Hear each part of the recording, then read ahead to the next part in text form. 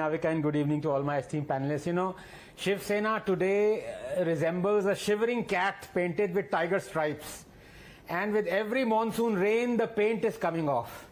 And Navika, what is happening right now is not happening for the first time, nor is it the last. I mean, think about this for a second. What does it tell you about morality and conscience in politics when grown-ups are kidnapped and treated like kindergarten children? 27 of Shivsena MLAs are in Surat. 106 of BJP MLAs are going to be shifted to Ahmedabad. These MLAs are sworn to serve Maharashtra. ये तो गुजरात पहुंचे हुए हैं और अभी कांग्रेस और NCP का तो पता नहीं क्या होने वाला है. Horse trading, resort politics, post-poll alliances, rubber stamp speakers and governors. All this would be funny if it wasn't so utterly tragic. Sena asked for votes on the basis of ridiculing both Congress and the NCP. Same was the case with JDS and Congress in Karnataka and BJP and JJP in Haryana. They fight like cats and dogs and convince the voters that they are politically and ideologically polar opposites. And as soon as the results come in, the two poles get sucked towards each other to form the core. Voters मंदिर के घंटे हैं क्या? जो आता है बजा के चला जाता है. I repeat, MVA conjured through a post-poll alliance with former adversaries is a total betrayal of the mandate. But I also have to say this, Navika, the BJP too tried to conjure up a post-poll alliance with a corrupt adversary. Remember that 3 a.m. swearing in? And remember Manipur 2017? The BJP had 21 MLAs in a 60-seat house. Congress had 28. And yet, the governor invited the BJP to a floor test despite the fact that it did not have a post-poll alliance with NPF 4, NPP 4, LSP 1 or TMC 1. Navika, politics is the most successful public sector undertaking ever devised. This is because the players know and understand Darwinian axiom, survival of the fittest. They are competing to survive. They are mutating to survive. And that is why it is foolish to invest so much time and energy watching from the sidelines what is essentially a roulette in spin. The players switch sides at will and no one loses in the long run. X is a prefix found most frequently in a politician's CV. Ex-BJP, ex-Congress, ex-BSP, ex-AAP, ex-SP, ex-CPIM, ex-TMP, pre-poll alliance, post-poll agreement, coalition dharma, caste arithmetic, regional agreement, local pact, religious deal.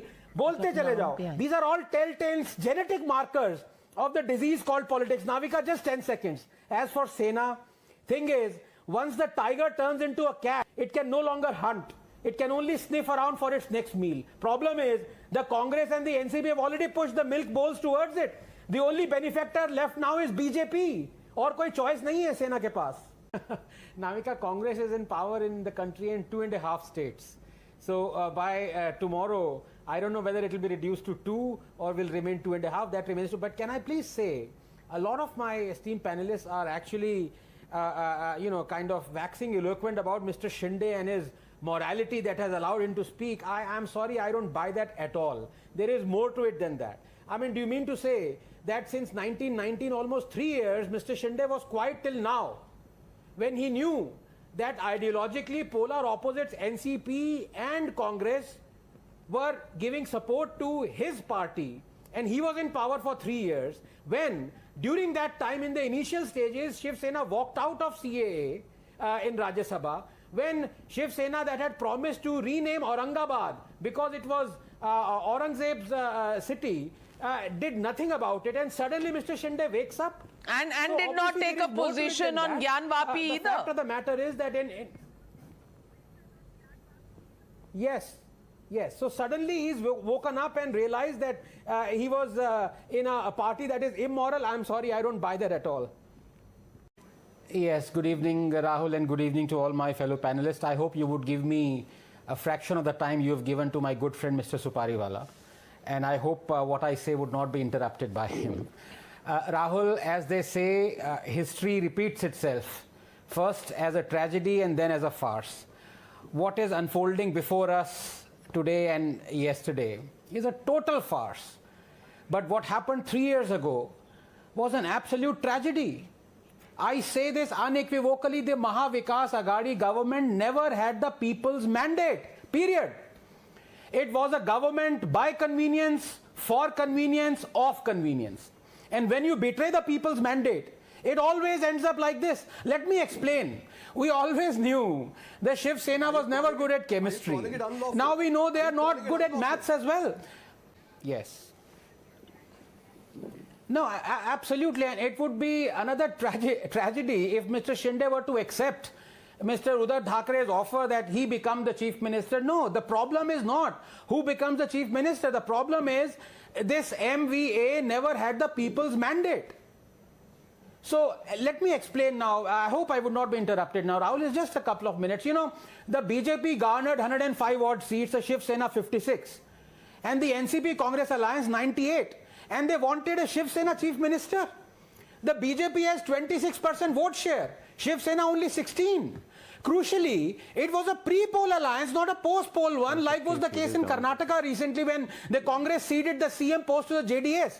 Even though the former got more seats, there's another difference, by the way. The JDS could have allied with the BJP, its pre-poll adversary, and so the Congress was scared. But here, what was Shiv Sena's game when it tried to curry favor with the NCP and therefore the NCP Congress alliance, its sworn adversary? If Bala Saheb were alive, I'm sorry, he would have tweaked Mr. Supariwala's ears and dragged him to a corner and made him do a murga. I think it was a cataclysmic error on the BJP's part to have a seat-sharing agreement with the Shiv Sena. A departure from 2014, by the way, Rahul, if you remember. This despite the fact that the only other party that abused Modi more than the Congress in the last 5 years was Shiv Sena. It cost the BJP 20 fewer seats and a perpetual threat of blackmail. They overestimate, I think, the anti-incumbency factor. They should have trusted Fadnavis more. He had done more than a decent job in his first term. Finally, a larger point. Post-poll alliances are immoral. I repeat, immoral, in that they ridicule the voter who voted against two adversaries getting together for the sake of opportunism. Sena asked for votes on the basis of ridiculing both Congress and the NCP. Same was the case with BJP. And the same was the case with JDS and Congress and BJP and JJP. They fight like cats and dogs and convince the voters that they are politically and ideologically polar opposites. And as soon as the results come in, the two poles get sucked towards each other to form the core. High time the Election Commission stepped in and banned pre-post poll alliances. Going forward, I think it is also high time the governor stepped in and slapped president's rule. Maharashtra must go in for fresh elections. There is no other option. Thank you. Thank you. Just very quickly, a couple of points. Rahul, one, as is very evident right now, both Mr. Sajid and Mr. Yogi are not going to accept the fact that this is not the Shiv Sena of Bala Saheb Thackeray. It's fine. It's all right if they don't accept it. The proof of the pudding is in the eating. It's in front of us. Let me give you another stark example. Today or last week, Shiv Sena took the support of AIMIM for Rajya Sabha membership. You remember that, right? Yes, thank you. So I was about to say, before I was interrupted by Sajid Bhai, that today Shiv Sena is taking support from AIMIM.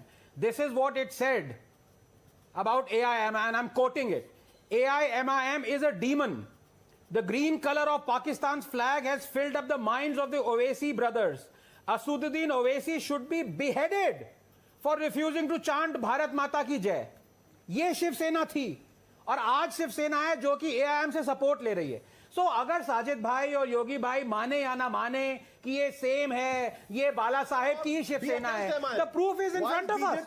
Dr. Ranganathan. Yes, no, very brief point, very brief point, and I'll hand it over to Shahzad. Rahul, I have to say this, that it is profoundly ironical that a member of the Congress has made this horrible remark, especially regarding Hitler, and especially on a platform that was made to talk about Rahul Gandhi, whose maternal grandfather, Stefano Maino, was part of Benito Mussolini's armed forces, and he fought alongside Hitler's Wehrmacht, alongside the Soviet Union forces. He was arrested and made a prisoner of war. So I want to ask Mr. Lokesh Jindal of the Congress, did or did not Rahul Gandhi's maternal grandfather fought in Mussolini's army? It's a straight question, yes or no? Good evening, Rahul, and good evening to all my esteemed panelists.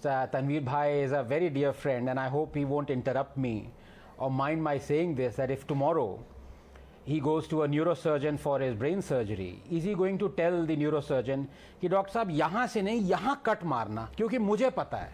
I am astonished when he says that, he is telling you that Rahul, an able defense force officer, becomes able only after 7 to 8 years. So he means to say that our 3 chiefs of the armed forces do not know. But Tanveer knows कि भाई 8 साल में ही बढ़िया officer बनता है, army या navy या air force का 4 साल में नहीं बनता है. But, and the other thing, Rahul, the other day I gave you 7 reasons why I support Agnivir, and they're all logical and rational reasons. But one thing that people have to keep in mind, A, is what General Rawat said. This is not a Manrega employment guarantee scheme, and B, the armed forces are well within their rights, as is every organization, to have a 2-step or a 3-step or a 4-step selection process. They want the best of the best.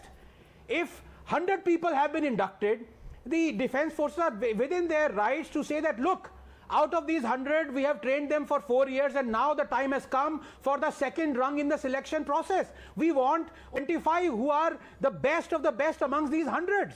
And the 75, there are ample opportunities for them. They have earned a lot of money, they have earned respect, they're only 21 to 22, they are going to be absorbed in a lot of other ancillary forces. But can I please come back to the topic, because I don't want to, my time to be eaten away in rebutting inanities.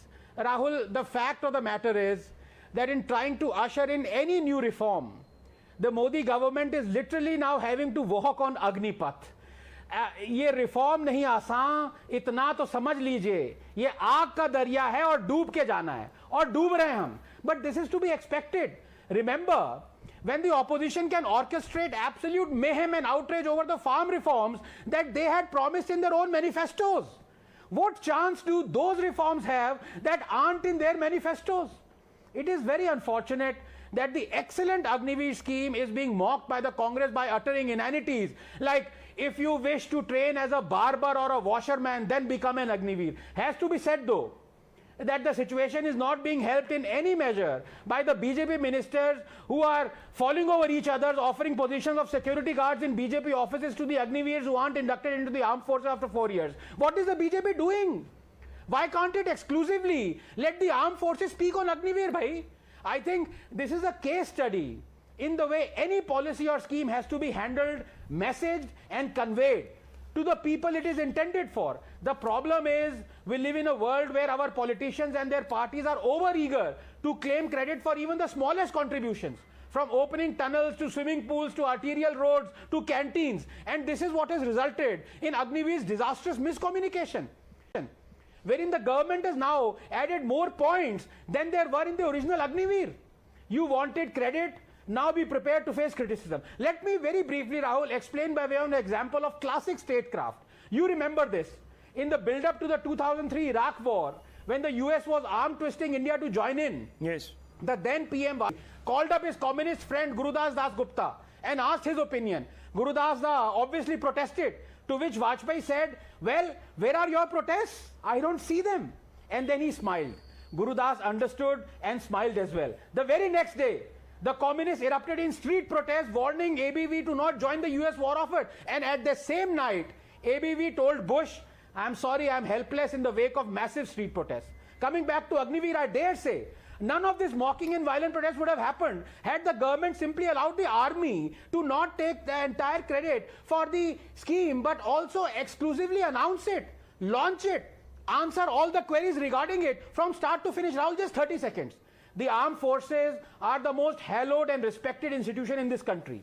By and large, politicians stay away from confronting them. Had the government not been overeager to take credit for the scheme, it would have appeared as a helper, even an initiator, and someone who prodded the armed forces to bring in this much needed reform. But they wanted credit, and as a result are now facing criticism. One just hopes, and this is what I fear, they won't be forced to roll back this scheme like they had to the farm laws.